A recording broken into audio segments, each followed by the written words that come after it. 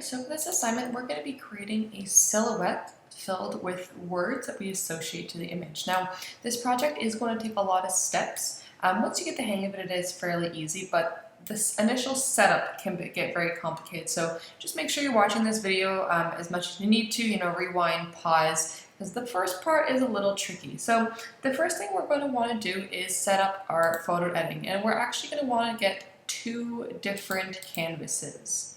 So let's go ahead and set that up first.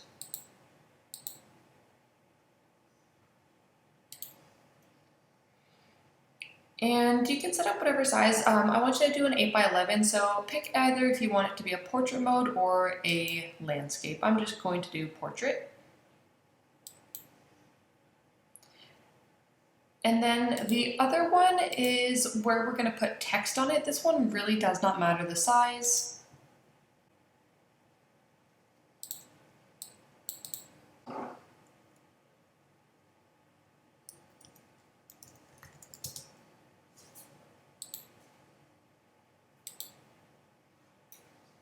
Alright, so the first thing we're going to want to do is that we're going to want some silhouettes to work with. Now, you can either get some images that already have silhouettes created in them, or you can create your own silhouettes, and I will show you how to do that as well. But for the sake, let's just play around with the silhouette that I already have. Alright, so here we just have the silhouette of a deer, and I'm going to click OK. Alright, so what we're going to want to do is we're going to want to isolate the actual silhouette. So I'm just using my magic selection tool over here, and then I'm copying on my keyboard and I'm pasting it. And you'll see that over here, now that we have a layer without a background. So what I'm going to do next is I'm going to create a blank layer that it's attached to this, and I'm going to fill it with black.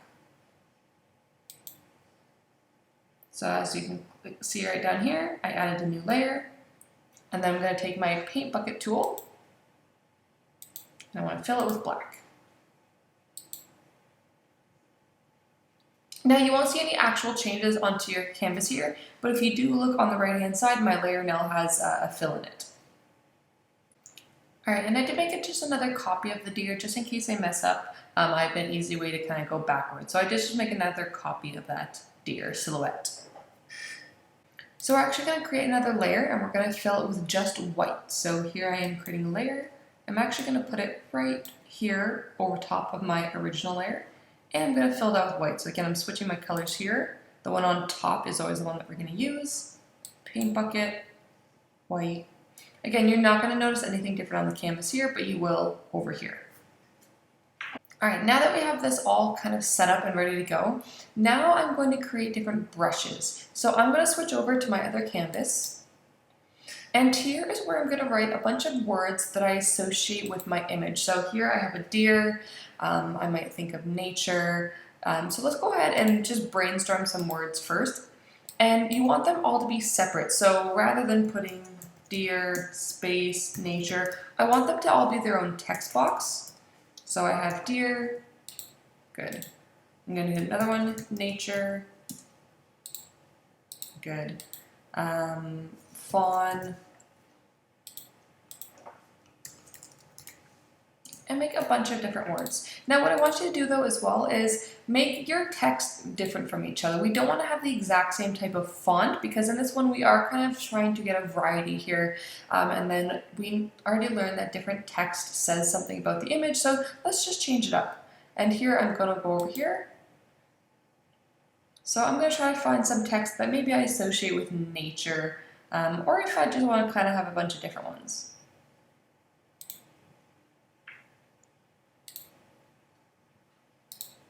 If you're trying to change the text, just make sure you do hit the text button rather than this button. This is going to move it around. And let's again highlight and change that text. Let's go for something different just so we can see a clear difference. And we'll do that one more time so we have 4 different ones. Let's do some cursive here. Alright, now what we're going to do is we're going to turn these into a brush type. But before we can do this, we actually need to make sure that only one is visible at a time. So I'm going to make 3 of them invisible. Actually, this is an extra one. Let's just delete that. Okay, so only my deer is visible right now. And what I'm gonna do is I'm gonna go to Edit, Define New, and I'm gonna hit Brush. Now you're not going to see any change. All you'll see is that message that says brush added. If you're on actual Photoshop, another message might come up where you get to name it. If you have to name the brush, name it with the word that you selected. This will save you a little bit of confusion in the future. Okay, so I have now made a brush tool. Let's see what that actually looks like before we get going, just so that you see what that move actually did. So I'm going to go back to my original canvas. And I want to make sure I am selected on this layer. And you can notice I can switch back and forth on here. Make sure you select the black filled area. All right, now I'm going to select my brush tool. It looks like my paintbrush here. And if you go up to the top, you'll now notice here it says some words. And it says fear because this was a different one I used. But right here, 274, I actually have that text that I just created. It says deer.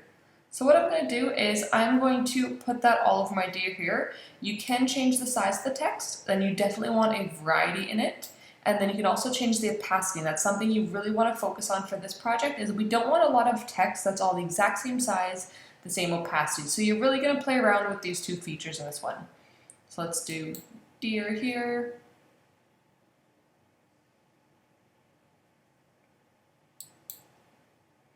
And now you probably notice you can't really see anything right now. So what we're actually going to do is we're going to select that layer that's right below our black fill, and we're just going to change the opacity a little bit. Okay, change it enough so that you can clearly see the font. You still want to be able to see the silhouette though, so let's leave it at about a 20. Alright, that's better, so now I can see my deer. And again, I want to really change my opacity. Alright, so we're going to keep adding these words over and over again after we have them all created as brushes, and do make sure you are on this layer here. I've messed this up a few times where I did it on another layer. Make sure you have selected this black layer here that you're putting the text on. So let's keep adding some words, and again, we definitely want to change the opacity as we go, changing the size. The words don't have to completely be in the silhouette, they can definitely be off of it a little bit. And this is the tedious process that's going to take a little bit of time because it is a lot of repetition.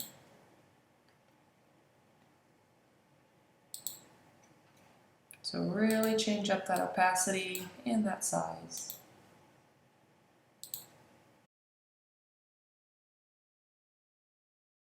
Okay, good. So we're going to keep repeating this process. Again, this part is very time consuming, especially to have a variety. And I do want you to have more than 4 words as well. So keep going until your entire silhouette is covered in text. Again, really changing up that opacity and size of the text.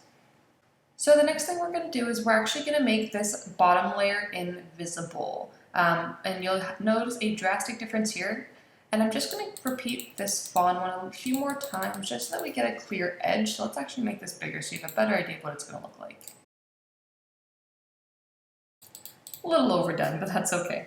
Alright, so let's make this layer invisible, and we will see the edge of the silhouette just based on all of the text there. So this is why you definitely want to cover it as much as you can so that we get a clearly defined line. Alright, so this layer is now invisible. And then the next thing we're going to do is add a background color. So we're going to add that to this layer that was filled in white. And I want you to try to think of color palettes that we learned about, and think of a color that reminds you of the silhouette or whatever your scene is of. So if it's something in nature, you could do a green or a brown hue. If it's something that you find calming, think back to color psychology. Red sometimes represents anger or passion, love. Yellow is often very happy. Blue can be calming but also sad. So just pick a color based on how you feel about the scene. So I'm going to pick this soft blue color and use a paint bucket in there. And that's how we're going to do our picture. So obviously right here, I don't have a very full picture, but you're going to want to make sure that you are really filling in that silhouette so that we can really see the edges of that picture. Now for your silhouette, I want you to focus on a few things. I don't want you to just do one image like I did for this example. It should be a little bit more than just one silhouette. But let's look at how we can create different silhouettes, and you can even copy and paste them together to create a scene. All right, so we have the burger, and let's say we were doing a silhouette of the burger. Let's first just cut out the actual burger.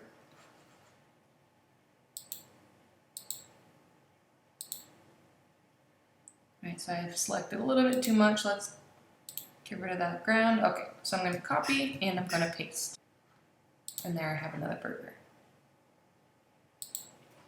All right, so there's a few ways we can turn it into a silhouette. One way is if we go to layers, I want you to click new adjustment layer and I want you to click on threshold. Now this kind of gives you a comic book-like effect, but I want you to play around with the threshold. You can either go black or white. You want to go black and just pump it all the way to the end, and that's going to just fill it in into a solid outline. Now, as you can see here, we can't really tell it's a burger. So when you're picking the scene that you want to select, just make sure that your objects are very obvious as to what they are when they're in solid color. Like I said, it doesn't really look like a burger here. All right, so that's one way to do it. So using layer, adjustment layer, and threshold. Or another way, let's just delete this. Let's use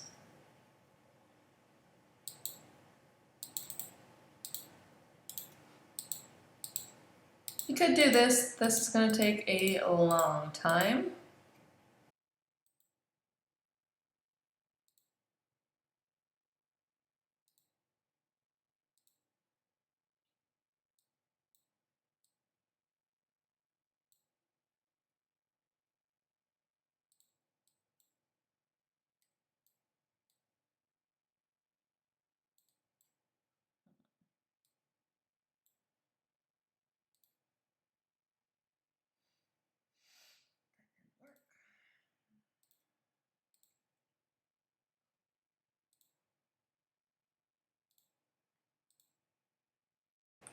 And then another way that we can make this into a silhouette is I have my entire shape selected. Make sure, again, you're on the same layer, and that was just using quick selection.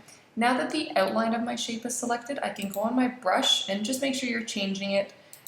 Here I selected just this round circle, and I did make the size bigger just to make it go faster. I don't really need to worry about edges because it's selected a shape, so I'm just going to select that brush and just color that in. And there we have another silhouette. So you can make silhouettes a bunch of ways, but my suggestion is either use the object selection to get the outline and then the brush tool, or again, you can go to layer, new adjustment layer, threshold, and turn it all the way up. So what you're going to do is you're going to create a scene, and you're going to make your scene by adding a bunch of silhouettes together. So it could be one original scene, or you can add components from that original picture that I showed you. We have a little girl on a swing on a tree, and we have someone taking her picture. Here we have two little children, and then they have a bunch of birds flying around them. So do as many components as you can. If you have a lot of small details like this, you'll just want to use a smaller text in there with a lot more words. Otherwise, there'll be a lot of spaces, and it will be a little harder to identify what it is. So when you're looking for images, you can Google silhouettes that have already been created. But if you can't find one specifically to what you're looking for, it's fairly easy to actually make your own silhouette. And then once it's filled in, you can move it around and arrange it however you want. So that's the project that we're working on. You want to fill a silhouette with words that connect to it, maybe how you feel, maybe how you interpret it, maybe it's encouraging words, but you're going for a variety and really focusing on different type of typography.